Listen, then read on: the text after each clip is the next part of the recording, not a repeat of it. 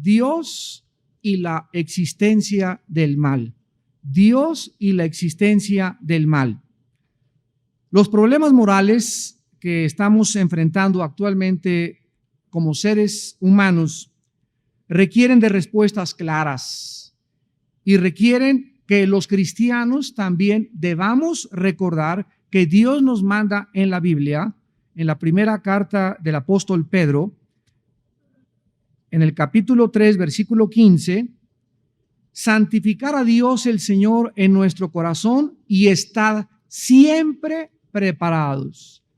Dios nos manda a nosotros como cristianos que estemos siempre preparados.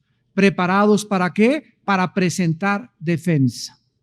Para presentar defensa, porque la Biblia nos considera a los cristianos como soldados, como seres humanos que hemos sido llenados del Espíritu de Dios, del Espíritu de verdad, de la luz que proviene del cielo, para que podamos alumbrar a los seres humanos y ayudarles a los seres humanos a encontrar el verdadero camino. Entonces dice la Biblia que debemos estar preparados para presentar defensa, y esta defensa debe ser con la actitud correcta, con mansedumbre y reverencia ante todo el que nos demande razón de la esperanza que hay en nosotros. Nosotros los cristianos somos llamados pues a manifestar la sabiduría y el conocimiento de Dios a una sociedad que está buscando desesperadamente respuestas en la astrología, en la brujería, en la psicología, en la antropología, en la ciencia, en la filosofía y en las diferentes religiones humanas. Algunas preguntas de carácter ético que nosotros como cristianos necesitamos saber contestar son las siguientes. Por ejemplo, tú podrías contestarle a una persona qué dice la Biblia acerca del aborto. Ya tienes los pasajes de la Biblia como cristiano para decirle, mira, la Biblia dice esto. ¿Sabes tú exactamente cuándo el aborto es malo y cuándo el aborto es permitido? ¿O qué acaso hay una excepción para abortar en la Biblia? ¿Qué dice la Biblia acerca de una persona que se quiera quitar la vida porque tiene SIDA o porque tiene cáncer o porque está sujeto o condenado a una enfermedad terminal? ¿Es pecado para que esa persona se tome la vida?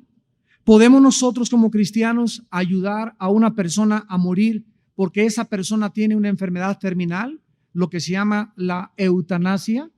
O sea, personas que están conectadas con tubos. ¿Es ético? ¿Es cristiano? ¿Qué dice la Biblia? No qué pienso yo, ni qué piensa la jurisprudencia, ni qué piensa el psicólogo. ¿Qué dice la Biblia acerca de este problema? ¿Tenemos el derecho entonces de morir? ¿Qué dice la Biblia acerca de la clonación?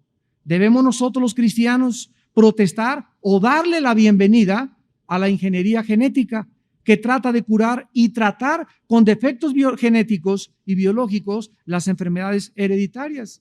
¿Qué harías tú con un cristiano que llega a tu casa o te invitan a la televisión a debatir y te enfrentas con un genetista o con un ginecólogo que te comienza a decir es que usted tiene una mente atrasada?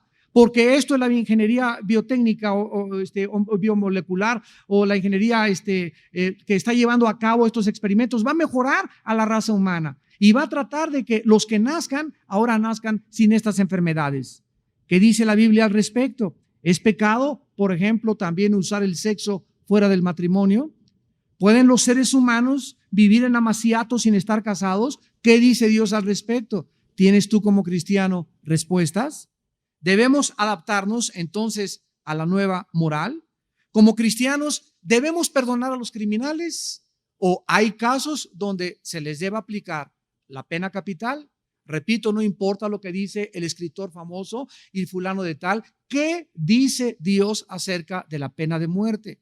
¿Conoces tú las escrituras? ¿Podrías tú dar una respuesta acerca de este tema?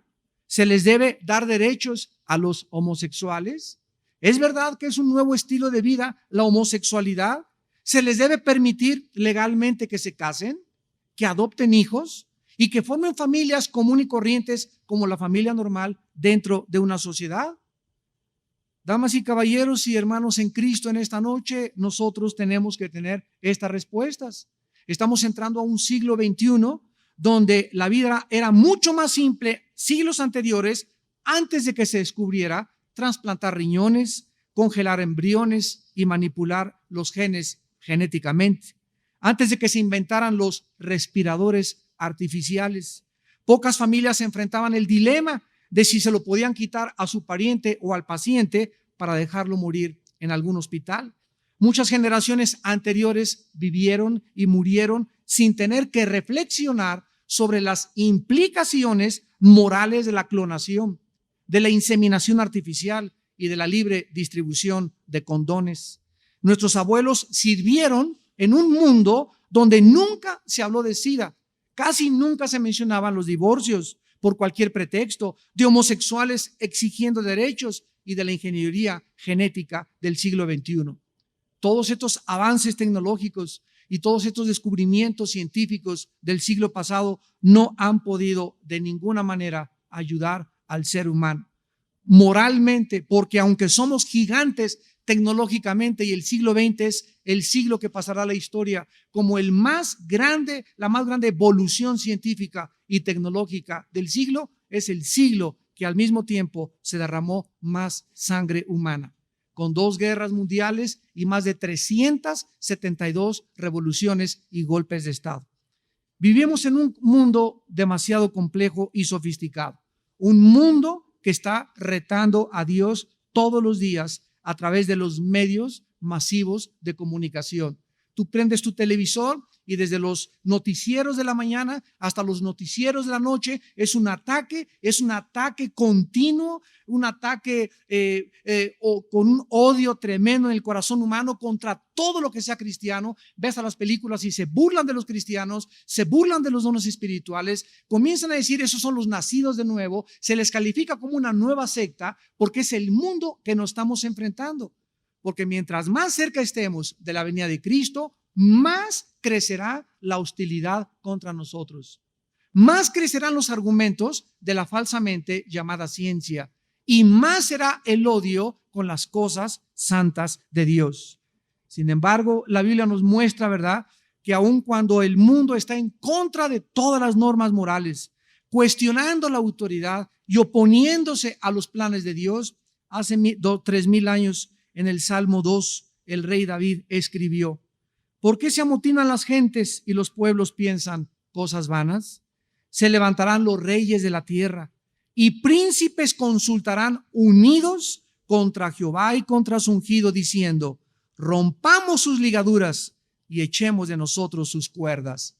Nos damos cuenta que ahora se juntan las naciones bajo una organización que se llama las Naciones Unidas, otras bajo la OTAN, otras bajo la Unión Europea, y todos los seres humanos se juntan para resolver si es ético o no es ético invadir Irak, si es permisible o no es permitible perseguir a los terroristas, si se debe de sacar a un dictador de un país que está oprimiendo a su pueblo o se le debe dejar que siga oprimiendo a los pueblos, y toda la consultoría que existe alrededor de estos temas éticos y de carácter moral no tienen su origen consultando la palabra de Dios. Y todas estas decisiones y conclusiones que hemos visto ahora con la famosa guerra de Irak y con las guerras que han pasado han arrastrado a los mismos cristianos a pensar y actuar conforme al mundo piensa y actúa. Cuando Dios nos manda que nosotros somos diferentes, que cambiemos nuestra manera de pensar, que no permitamos que el mundo moldee mi filosofía, porque cuando una idea es dada a luz en la mente, la idea da a luz a una ideología. La ideología se convierte en una teoría, la teoría forma tu filosofía, la filosofía forma tu psicología y tu psicología determina la conducta que tú tienes. Para que me expliquen, para que me puedan entender en esta noche, tú eres el resultado de tus ideas. Todos ustedes que nos ven a través de la televisión, también piensas lo que piensas. Si tú eres ateo, es porque hay ideas que se formaron, que aceptaste que se convirtieron en una ideología. Aceptaste que Dios no existe. Y esa idea, ¿quién te la sembró? Un maestro en la secundaria, en la preparatoria, un familiar, o te amargaste con Dios y entonces dio lugar a una teoría en tu vida. Esa teoría te convenciste que era la realidad y formó parte de tu filosofía. Y ahora estás convencido que Dios no existe, como consecuencia no tienes leyes morales para poder vivir. No tienes ninguna plataforma moral para poder demandarle a tu hijo, no fumes marihuana, cuando tu hijo se va a levantar y te va a preguntar, ¿sobre qué base moral, papá? Me dices que no fume marihuana cuando tú no tienes ningún fundamento. Para ti fumar marihuana es malo, para mí es bueno, entonces déjame que yo tenga mi propio concepto de mi propio sistema de pensamientos. Cuando no tenemos normas absolutas, cuando no tenemos una plataforma moral, no podemos, repito, tener la autoridad para poder condenar ni poder decir qué es bueno ni tampoco qué es malo. Sin embargo, si alguna luz puede alumbrar, es la Biblia. Estas tinieblas tan densas que están cubriendo y que se hacen más espesas a nuestro alrededor, las encontramos en la palabra de Dios. En 2 de Pedro 1:19, el apóstol Pedro escribió, porque tenemos la palabra profética más segura, a la cual haríamos bien en estar atentos, como a una antorcha que alumbra en lugar de tantas tinieblas, hasta que el lucero de la mañana salga a nuestros corazones. La única luz que existe en este momento en la humanidad se encuentra en las Sagradas Escrituras. La única luz que el ser humano puede saber para saber qué está pasando con el mundo, de dónde venimos, quiénes somos, hacia dónde se dirige todo, quiénes tienen la razón, los musulmanes o los cristianos o los chiitas o el partido Baath o los del PRD o los del partido político o el ateísmo o la cienciología o la dianética o los lamas. La única luz que existe en medio de tantas tinieblas es la palabra de Dios. Y nosotros recordamos que somos la luz del mundo. Jesús dijo, ustedes en Mateo 5, 14 y 15 son la luz del mundo.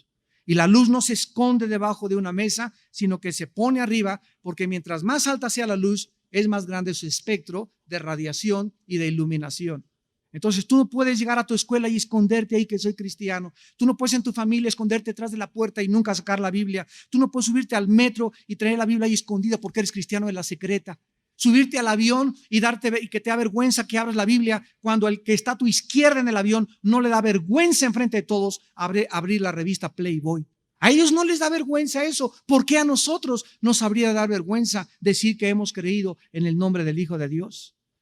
Y esta es la generación que Dios está buscando, una generación nueva de cristianos valientes que sean luminares en medio de tanta oscuridad y de tanta filosofía y de tanta inmoralidad. ¿Estamos pues preparados para dar respuestas al mundo en que vivimos? ¿El mundo cibernético en que vivimos? ¿Conocemos la Biblia para poder presentar defensa con mansedumbre? ¿Sabes tú realmente podrías defender tu fe? ¿Podrías debatir con un mormón, con un testigo de Jehová, con un ateo, con un lama, con una persona que cree en la dianética o en la cienciología? ¿Podrías tú debatir, podrías llegar a su corazón con los argumentos de la palabra de Dios y convencerlo verdaderamente de que esté equivocado? El 11 de septiembre del año 2002, 19 árabes, jóvenes, todos menores de 25 años, se metieron en 4 aviones y convirtieron los aviones en misiles en contra de 2 torres, en contra del Pentágono, y otro no pudo llegar a la Casa Blanca. La atención del mundo entero se centró en este ataque terrorista y el mundo, increíblemente, tanto en el aspecto económico, comercial, psicológico, político, militar, fue cambiado en una hora. En una hora cambió Wall Street, la bolsa de valores, la política, la economía, los planes, los inversionistas. Hasta estas últimas semanas, aquí mismo en México, la inversión privada ha huido de nuestro país porque cuando los americanos se sintieron amenazados y cuando se dieron cuenta que ya hay un espíritu antiamericanista en el mundo y que hay una inseguridad increíble en nuestro país, comenzaron a alejarse y dejaron de invertir en nuestro país. O sea, todo esto ha afectado México, Guatemala, Italia, Rusia, el mundo entero. La mayor parte de la gente en el mundo, el 11 de septiembre, observó la masacre terrorista más grande del siglo. Y la mayor parte de la gente, es interesante desde el punto de vista psicológico, cómo quedaron traumados, confundidos y atemorizados de que pudieran ser amenazados en el futuro por un ataque similar que pudiera repetirse. Al mismo tiempo, la mayor parte de las iglesias cristianas en Estados Unidos, después de los ataques terroristas, fueron literalmente llenas de personas que por algunos meses corrieron a las iglesias, repito, se llenaron las iglesias, senadores en la Casa Blanca que habían atacado a Bush por ser cristiano, lo comenzaron a cuestionar y lo comenzaron a interrogar, preguntándole de sus convicciones cristianas, y desde entonces ahorita en la Casa Blanca hay 5 estudios de la Biblia a la semana. 5 estudios diarios de la Biblia en la semana. Sin embargo, estas personas que después de los ataques corrieron a buscar en las iglesias consuelo, dirección, explicaciones y seguridad con Dios, la devoción no les duró mucho tiempo. Una vez que pasaron los acontecimientos y los meses, y después de que todo se enfrió, ellos también se enfriaron con Dios, al grado que la mayor parte de la gente que vivió en Nueva York y que corrió a las iglesias después a poder encontrar en Dios un consuelo, la misma gente a quienes a sus familiares mataron y asesinaron en este ataque terrorista, estas mismas gentes comenzaron a protestar cuando el gobierno americano trató de perseguir a los terroristas y comenzaron a decir no a la guerra contra Irak. Todos nosotros tenemos que dar respuestas a millones de personas alrededor del mundo ante esta clase de situaciones, porque la gente está llena de preguntas en sus mentes. Cientos de interrogantes tiene la gente a nuestro alrededor, cuyas respuestas solo podemos encontrar en las páginas de la Biblia. Vamos en esta noche a abrir nuestra Biblia en el libro de Habacuc. No es el nombre de una medicina, es el nombre de un profeta hebreo. Habacuc capítulo 3. Y vamos a comenzar en esta noche y en esta serie a analizar las tragedias, la actitud de nosotros como cristianos ante las tragedias. Pero más que cualquier otra cosa, contestar una pregunta. ¿Dónde está Dios en las tragedias? Porque repito, esta interrogante es la que da pie o base a muchos ateos y enemigos de la cruz de Cristo para discutir y argumentar que si Dios no está presente en las tragedias y si Dios no puede evitar estos ataques, estas muertes de niños en estas guerras, inundaciones, entonces no puede ser un Dios de amor. ¿De dónde sacan esta conclusión? De que las ideas que ellos tienen de Dios provienen de ellos mismos. La Biblia es el único libro que nos revela el carácter de Dios. Cualquier argumento, cualquier revelación, cualquier libro que tú leas que no tenga su origen en la Biblia es una distorsión y perversión del carácter de Dios. Entonces, si yo me encuentro un libro por ahí que diga El caballo de Troya, escrito por J. Benítez, comienzo a leer ese libro y yo no conozco la Biblia, me trago el anzuelo y creo que así es Dios y así son los evangelios. Y estos libros no son más que una distorsión, una adulteración del carácter de Dios. Porque repito, la gente inventa cosas de Dios, como que los ángeles tienen alas, eso no lo dice la Biblia, como que los reyes magos eran magos, no eran magos, eran astrónomos, como que el nombre de la Virgen es Guadalupe, los remedios de la Macarena, de Lourdes, nada de eso. La Virgen, la Madre de Cristo, se llama María, Miriam en el griego, no tiene todos estos nombres que el mundo le ha inventado. Pero repito, la ignorancia de la Biblia nos lleva a tragarnos el anzuelo, a creer las ideas, a leer y a formar mis conceptos y mi ideología de lo que el mundo ha pensado, pero nunca de lo que Dios me revela directamente en las Sagradas Escrituras. Entonces vamos a continuación a ver que en cualquier momento en que nos encontremos en medio de una tragedia, el shock inicial siempre será seguido de muchas preguntas. Dice en Habacuc capítulo 3, versículo 16 al 19, el shock de un profeta que se enfrentó ante algo que no podía explicar.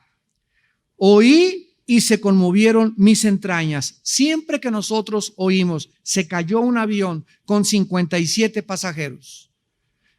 2 torres fueron derribadas por un grupo de terroristas. Murieron en una inundación 50,000 personas. En Turquía hubo un terremoto y quedaron sepultados bajo los escombros un jardín de niños entero con sus madres. Siempre que nosotros oímos esto, inmediatamente algo sucede en nuestra alma que se conmueve. Ustedes pueden ver esto de una forma muy clara en esta última propagación de los medios masivos de comunicación de la guerra de Irak. El 85% de las imágenes que se presentaron en las televisoras de México eran solamente de heridos y de los niños mancos y cojos. Le pusieron énfasis a que los niños estaban muriendo, a que estaban sufriendo los niños, a que se estaban quedando sin casa, y era una continua mezcla, ¿verdad?, de sentimientos, donde la gente inmediatamente, al ver el horror, al ver a un niño decapitado, al ver a un niño manco, un niño que perdió las piernas, inmediatamente la reacción de mi alma es odiar a esos soldados que son los causantes de eso, porque si no estuvieran ahí, ese niño no estuviera ahí. Pero nunca nos ponemos a pensar que si esto no hubiera llevado a cabo, hubieran sido el año que entra 50,000 niños más muertos de todas maneras por el régimen de un dictador. Murieron, es verdad, 15, 20, 30, 300 personas, pero si este hombre hubiera seguido ahí, hubiera sido 3 veces más grande el número de víctimas. Y ahora que se descubrieron las cárceles secretas de Hussein y que se descubrió todo el horror de las cosas que hacía, cómo colgaban a los presos, cómo los atormentaban, cómo a las mujeres embarazadas les abrían enfrente de Uday Hussein, el hijo de Hussein, y él se divertía con sus cervezas viendo cómo abrían el vientre de las mujeres enfrente de él y cómo agarraban a los niños y los metían en planchas y los trituraban y los cortaban como carnitas. Eso es lo que la gente comenzó a darse cuenta, que cómo era posible que nosotros no fuéramos a defenderlos. Cuando interrogaron al general Colin Powell, dijo: yo no puedo entender cómo derechos humanos nos trató de impedir que fuéramos a rescatar a toda esta gente. Es verdad que tuvo que haber víctimas y que tuvo que haber muertes. En todas las guerras hay muertes y víctimas. ¿Cuántas víctimas hubo en la Segunda Guerra Mundial? Más de 55,000 soldados. ¿Valió la pena? Claro que valió la pena. Si Hitler se hubiera quedado, hubieran sido 5 millones de muertos más. Pero eso no lo podemos analizar, repito, porque somos influenciados por lo que vemos y por lo que oímos, y no porque pasamos tiempo con Dios para dejar que el Espíritu Santo nos explique la realidad del mundo que nos rodea. Oí y se conmovieron mis entrañas. A la voz temblaron mis labios, pudrición entró en mis huesos y dentro de mí me estremecí. Hay situaciones en el mundo tan graves y tan alarmantes que tienen la capacidad de enfermar hasta nuestros huesos. Hay gente que simplemente por el temor que tiene de lo que está pasando en el mundo ya no sale de su casa, se enferma, problemas de artritis, problemas cardiovasculares, problemas del hígado, de los riñones, problemas de la circulación. Ya está comprobado científicamente su origen en las emociones. Está comprobado que el 80%, por ejemplo, de las personas artríticas son personas amargadas, que la amargura te tuerce los huesos. Está comprobado que una persona neurótica que continuamente vive en ansiedad no pasa del 60, morirá de un ataque cardíaco. Afectará su corazón, afectará su sistema, el bombeo, su sangre, su circulación, porque tu estado emocional está comprobado científicamente. Se conoce como la medicina psicosomática. Afecta nuestros órganos internos. ¿Por qué Jesús dijo: mi paz les dejo, mi paz les doy? ¿Por qué Jesús dice: por nada, hijos míos, estén afanados? Por nada estés ansioso en la vida. Miren las aves de los campos que vuelan y no guardan y meten en Banamex sus lombrices y no almacenan, y Dios cada día les da. ¿Por qué tienes tú que y guárdale y échale bajo el colchón? Y si no tengo esta cantidad no puedo asegurar mi vejez, y si no tengo esto, ¿crees en mí o no crees? Dice Dios. De eso se trata todo. Al que cree, todo lo es posible. Hombres de poca fe, ¿por qué están afanados, pues? ¿Qué comeremos? ¿Qué vestiremos? Cuando mi Padre mantiene y sostiene con su poder la creación, ¿por qué ustedes no pueden confiar en que Dios te puede dar de comer mañana, aunque tú no tengas trabajo? Milagrosamente. Todo se relaciona verdaderamente en lo que creemos, en la clase de ideas que tengo acerca de mi Padre. Dice el profeta en el versículo 16, si bien, y aquí está la medicina, estaré quieto en el día de la angustia. Una señora llegó un día, pastor, mi hija, cálmese, doña Chole, ¿qué le pasa? Por favor, es que mi hija ya me habló a las 11:15, son las 11:15 y no llega. Le dije, doña Chole, usted si mantiene esa actitud de ansiedad que parece búfalo por el teléfono, no va usted a hacer que su hija regrese. Entonces, quiero que se aplaque, que se concentre, que caiga de rodillas en este momento y que piense algo que es real. Mi actitud de preocupación y de respirar como búfalo, ¿verdad? Como toro, no va a hacer que mi hija regrese. Antes, ¿qué debo hacer como cristiana cuando hay una solución que no está en mis manos solucionar? Mi hijo se fue, no sé dónde estoy, no voy a estar 3 días. Mi hijo, mi hija. ¿Cuál es la solución de Dios? Estarme quieto. Tranquilizarme. Filipenses 4, 5 y 6. Sean conocidas vuestras peticiones delante de Dios en toda oración y súplica en el Espíritu, y la paz de Dios, que sobrepasa toda imaginación y todo pensamiento, guardará vuestros corazones y vuestros pensamientos en Cristo Jesús. Estaremos quietos en el día de la angustia. Cayó la bolsa de valores, cayó el dólar, terroristas atacando, las pestes del SARS, amenazas de neumonía típica, amenazas de inflación, amenazas de asaltos. En todas estas situaciones, ¿cómo vamos a reaccionar los que nos llamamos hijos e hijas de Dios? Dios está observándonos y vigilándonos a ver si es cierto que eres y crees en aquel que dijo, yo soy la resurrección y la vida. Cuando aprendemos que para poder tener contacto con Dios necesito huir de mi neurosis y de mi ansiedad y estarme quieto. ¿Por qué me dice quieto? Dice Dios, cuando haya cosas que te perturben, Armando, no permitas que entren adentro de tu alma, porque si los problemas del mundo entran a mi alma, escúchame y sígueme con cuidado. Si tú permites que las cosas que están al mundo angustiándolo y causándole caos entren dentro de tu vida, tú no vas a poder discernir la voz del Espíritu de Dios. Pierdes la brújula. No vas a saber qué hacer, porque vas a tomar decisiones equivocadas. Hermano, llegó una hermana, se fue mi chencho. ¿Y qué que se haya de tu chencho? Ay, es que lo fui. ¿Y qué cree, hermano, que me dijeron que se anda con otra? Tú tranquila, quieta, alaba a Dios Padre, creas que se fue chencho, que me fue infiel, porque si me fue infiel ahorita me iba a ser infiel en el matrimonio. Qué bueno que lo supe antes. ¿Por qué estás angustiada, muchacha? Tranquila, tranquilo. Ya se fue mi mujer, se fue mi esposo. Tú no vas a hacer con tu angustia, con no dormir, con meterte chochos y ecuaniles y Prozac, etcétera, etcétera, hacer que tu esposo regrese. Quietos en el día de la angustia, porque en esa quietud y en esa confianza Dios nos dirá qué hacer.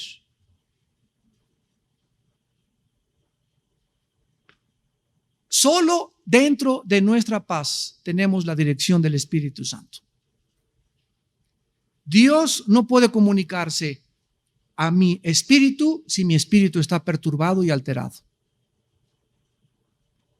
Pues cuando yo vengo a orar, tengo que caer y primero estar 10 o 15 minutos aplacándome y calmando mis pensamientos y mis ideas, Padre, gracias, te alabo. Recuerdo que yo no puedo hacer a mi hijo regresar. Este problema, este trabajo que me corrieron, yo no con mi inquietud, con mi ansiedad, no voy a arreglar nada. Padre, aquí estoy quieto y comienza a adorar a Dios, a alabar a Dios, a confiar en Dios. Abre la palabra, lee un salmo, lee proverbios y vas a darte cuenta que en 10, 15 minutos algo milagroso, sobrenatural comienza a suceder en tus pensamientos y en tu corazón. Mis pensamientos comienzan a organizarse, mi corazón deja de palpitar, ya no siento que se me sale del pecho, y entonces en esa quietud y en esa tranquilidad conozco en el secreto de Jehová lo que Dios quiere para mi vida. Dice el versículo 17, aunque la higuera no florezca,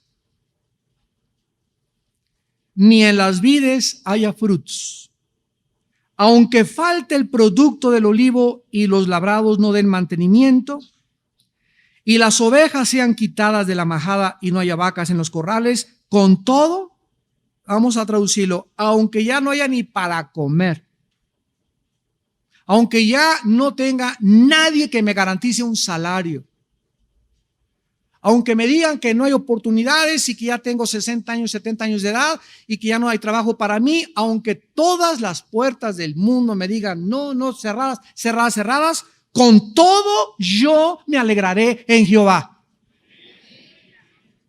y me gozaré en el Dios de mi salvación. Ahora, fíjate cómo opera esto, porque todos estos misterios y secretos solamente operan en el mundo del Espíritu. La persona que no está en el Espíritu no puede entender estas cosas, pero tú que eres cristiano lo tienes que entender.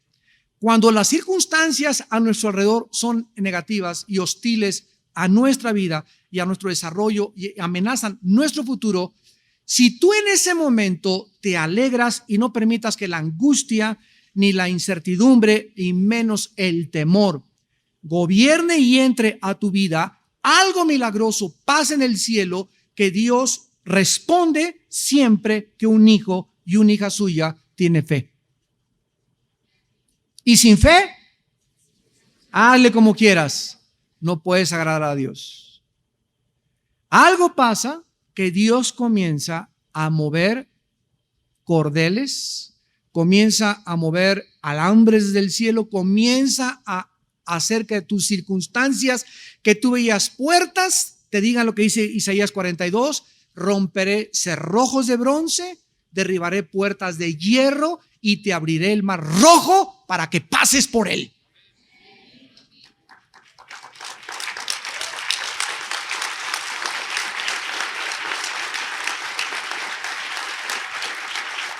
Pero vean ustedes, ¿cuál es nuestra respuesta?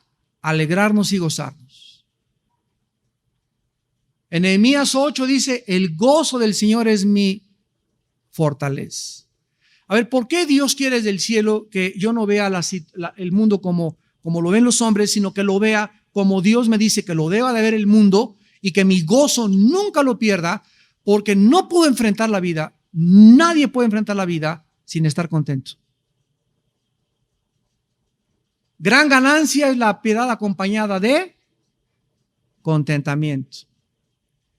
Si tú te levantas y eres una persona negativa, que no estás contenta, amargado, no voy a encontrar trabajo, ya es grande, cara de caimán se te puso ya, no puedes enfrentar los problemas de tus hijos, los problemas de tu casa, los problemas de tu trabajo, porque para poder enfrentar y solucionar los problemas de la vida, necesitamos estar llenos de gozo y de paz. Y el gozo es nuestra fuerza espiritual. El gozo del Señor es mi fortaleza. En otras palabras, ¿qué es lo contrario a gozo? Tristeza y así. Eso hace que te desanimes, desconchinfles, comienzas a apachurrarte. ¿Ya para qué? Nunca lo lograré. Nunca entraré a la universidad. Nunca me voy a casar. Pues hasta el milenio, espérate entonces. Y el versículo 19 nos lo contesta. ¿Por qué? Porque el Señor es mi fortaleza. No la seguridad de la bolsa de valores, no si el peso cayó, no si el petróleo subió, no si mi compadre lo hicieron diputado, no si me dieron el puesto del PRD. El Señor es mi fortaleza, el cual hace mis pies como de ciervas y en mis alturas me hace andar. Dios fortalece mi vida y nos hace elevarnos a un nivel más alto desde el cual no veas al mundo como un gigante, como un Goliat, sino que veas a Goliat y te rías de él y le digas: tú vienes a mí con esto y tú me amenazas mi seguridad y tú eres un mundo que crucificaste a mi Señor, pero yo vengo a ti en el nombre de Jehová de los ejércitos. Nosotros tenemos que comenzar a partir de esta base en esta noche para poder entender que aquello que el mundo llama tragedias y que le llama maldad, etcétera, etcétera, no es la perspectiva que tiene Dios. Y si tú comienzas, y yo le he orado tanto a Dios que estas conferencias puedan abrir de tu mente y puedas decir: eureka, lo he encontrado, se te destape todo el cochambre que traes ahí y las tinieblas y las cucarachas y las arañas que traemos todos aquí adentro de la mente salen a la entrada de la luz, vas a vivir una vida con más seguridad, con más confianza, con más gozo y con más paz de aquí a que venga Jesucristo. Algunas de las preguntas más relevantes que se hicieron después de los ataques terroristas fueron: ¿es bíblico perseguir a los terroristas? ¿Es malo unirse a un ejército para pelear por el país? En otras palabras, ¿puede un cristiano ser soldado, hacer la carrera militar, convertirse en coronel y cuando el país lo llame a la guerra como soldado pelear por mi país? ¿Puedo como cristiano matar al enemigo? ¿De qué manera se puede obtener justicia? ¿Debemos amar a los terroristas o perdonarlos porque Cristo dijo: perdona a tus enemigos y que se vayan y que les vaya bien? ¿Por qué dejó Dios? ¿Por qué permite Dios que sucedan tragedias? ¿Por qué la mayoría de los musulmanes odian tanto a los cristianos y a los judíos y a los americanos? ¿Y por qué esta ola antiamericana en el mundo que nadie sabe que no es contra los americanos, es contra Israel? Y como Estados Unidos es el único país que protege a Israel, se van contra ese país porque en cuanto derrumben Estados Unidos, Israel se queda solo con Dios. Y de acuerdo a la Biblia, eso va a suceder. Vamos pues ahora a ver que hay dos temas principales en la Biblia que tratan el asunto de las tragedias y Dios. Dos temas principales. El primero es el siguiente. La Biblia establece, este es el primer principio, escríbelo, que Dios está al control de todas las cosas que suceden en el universo. Número uno, Dios está en absoluto control de todo lo que pasa en el universo. Colosenses 1, 15 y 17. Él es la imagen del Dios invisible, el primogénito de toda creación, porque en él fueron creadas todas las cosas, las que hay en los cielos y las que hay en la tierra, visibles e invisibles, sean tronos, sean dominios, sean principados, sean potestades, todo fue creado por medio de él y para él. Y escucha, versículo 17. Y él es antes de todas las cosas, y todas las cosas en él subsisten. ¿Sabes tú como cristiano qué significa? Que todo subsiste en el Hijo de Dios. Significa lo siguiente. Pregúntale a tu maestro de física, matemáticas en la universidad: maestro, usted que es físico o astrofísico, ¿me podría contestar una sola pregunta? Hay una ley que establece que el movimiento de la materia es proporcional a la fuerza que se le aplique a la materia. ¿Qué quiero decir? Si yo tengo una canica y le hago hacia la canica, ¡paz!, le estoy aplicando a la canica una fuerza determinada. La canica sufrió esta fuerza y va a ser disparada y va a llegar un momento en que se va a parar. ¿Por qué se tiene que parar? No puede ir la materia o la canica más lejos de la fuerza que le apliqué. Una pistola, tú aprietas el gatillo, el martillo pega a la pólvora, provoca que salga disparada la bala y la bala va, y llega un momento en que la bala hace una elipse y comienza a caer la bala. ¿Por qué? Porque fue proporcional a la fuerza que se le aplicó. Muy bien, Pepito, está muy bien. ¿Y qué me quieres preguntar? ¿Por qué la Tierra sigue girando. Échese ese trompo a la uña.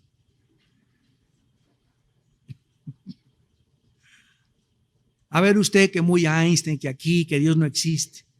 ¿Por qué la Tierra sigue girando? En otras palabras, maestro, ¿qué fuerza hay detrás de la Tierra? Porque ya vimos que la ley física tiene esta explicación.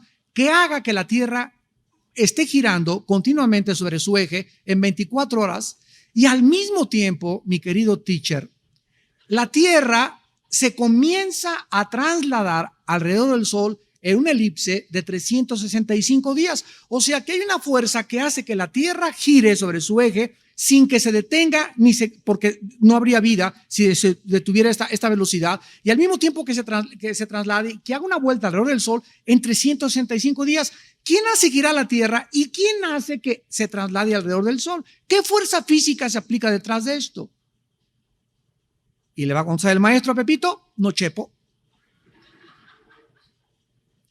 Bueno, maestro, se la voy a poner más fácil. A ver, Pepito, ya me estás aquí poniendo ahora sin aprietos. Maestro, usted sabe que toda la materia es una composición molecular, ¿verdad? Claro, Pepito, todo está hecho de átomos, electrones, protones, etcétera, etcétera. Muy bien, maestro.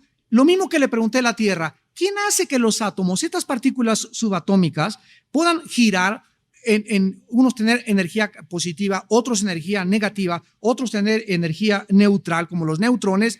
¿Y quién mantiene esta cohesión de la materia? ¿No, chepo?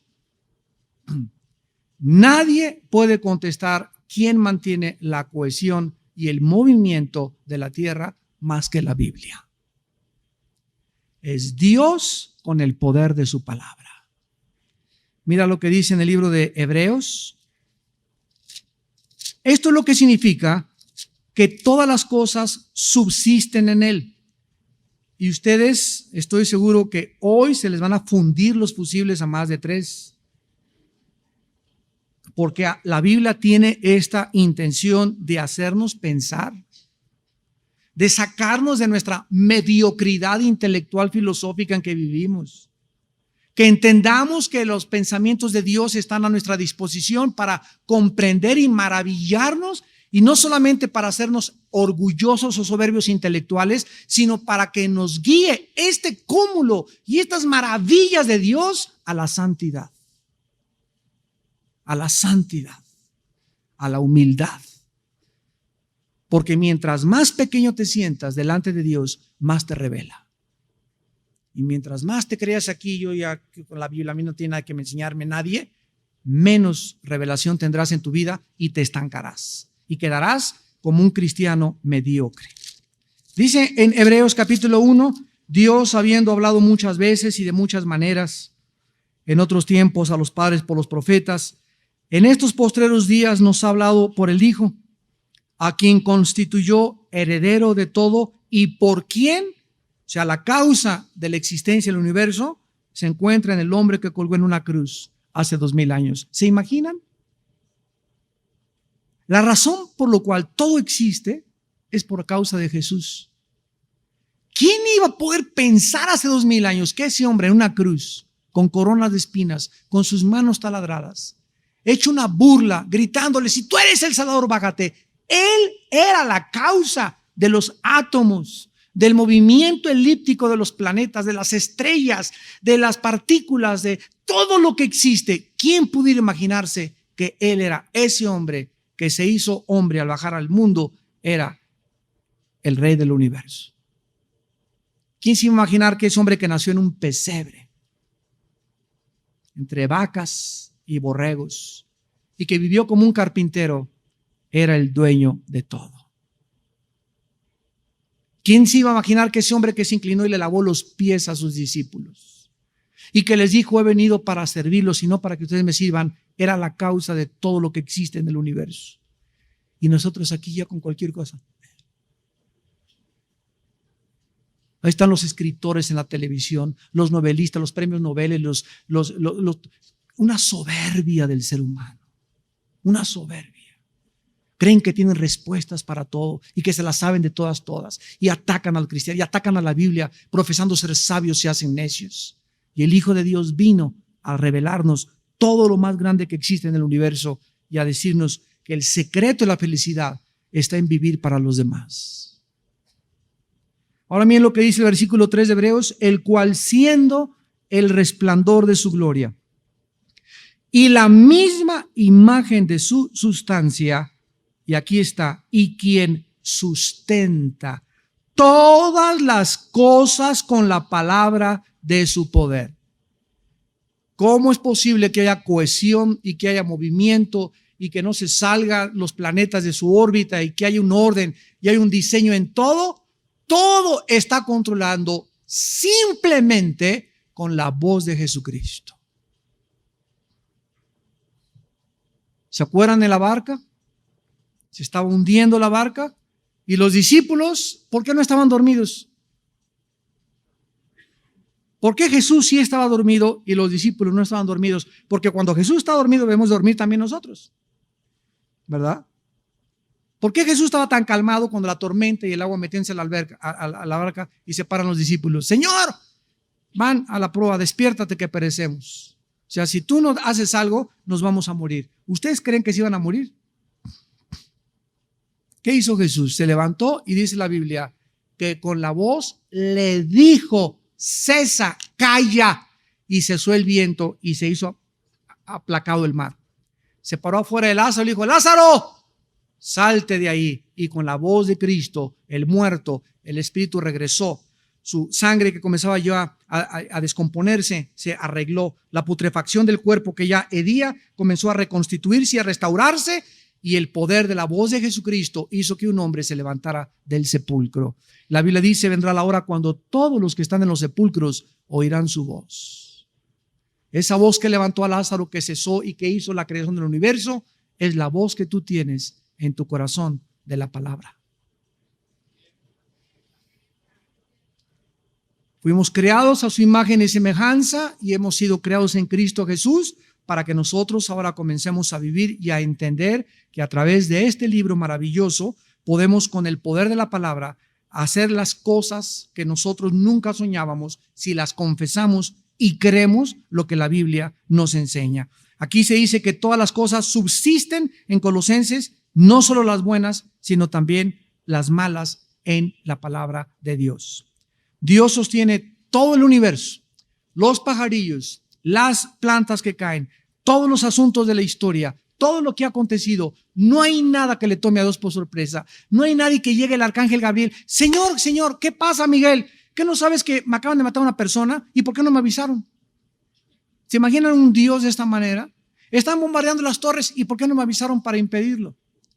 Ahora, cuando nosotros nos damos cuenta que Dios está involucrado en todo, la segunda pregunta que tenemos que contestar es, entonces, ¿es Dios el responsable de lo que sucede? ¿Es Dios el responsable del mal? Ya vimos que Dios nunca llamará a una junta urgente o a un gabinete para discutir las soluciones o situaciones que suceden en el universo. En Isaías 40, 12 al 14, dice la Biblia, ¿quién midió las aguas con el hueco de su mano y los cielos con su palmo? Con 3 dedos juntó el polvo de la tierra y pesó los montes con la balanza y con pesa los collados. O sea, aquí dice que todas las aguas de los océanos caben, ¿en dónde? En el hueco de la mano de Dios. No significa que la mano de Dios sea gigantesca, sino que en proporción, todos los océanos podría Dios verlos así, solamente en el hueco de su mano. Dice la Biblia que con 3 dedos, todo el polvo que existe, nada más con 3 polvos, Dios le podría hacer así y se juntaría el polvo de la tierra. Los montes, cada monte, el Popocatépetl, ¿quién sabe cuánto pesa el Popocatépetl? ¿Quién sabe cuánto pesan los montes de los Himalayas? ¿Quién sabe cuánto pesa el monte Everest? La Biblia dice que cada monte, la cantidad de agua, la distribución y la proporción entre agua y tierra, y todo absolutamente, las medidas de la distancia del sol con la tierra, la inclinación de la tierra en 23 grados sobre su eje, todo tiene medidas y todo está calculado por Dios.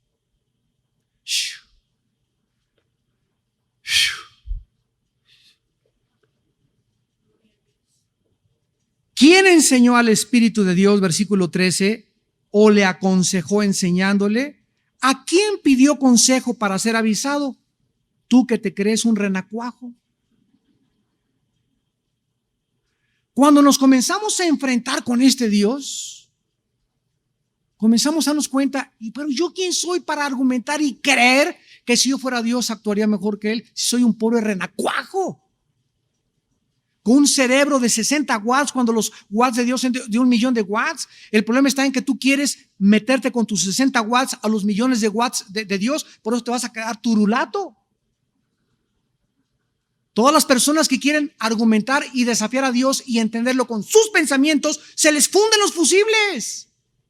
Como el gran filósofo alemán Friedrich Nietzsche, el héroe de Hitler, que escribió Así hablaba Zaratustra, el anticristo, Dios está muerto. A los 40 años quedó loco y después de ser homosexual 5 años de su vida lo enterraron completamente desquiciado. Él murió, pero Dios siguió viviendo.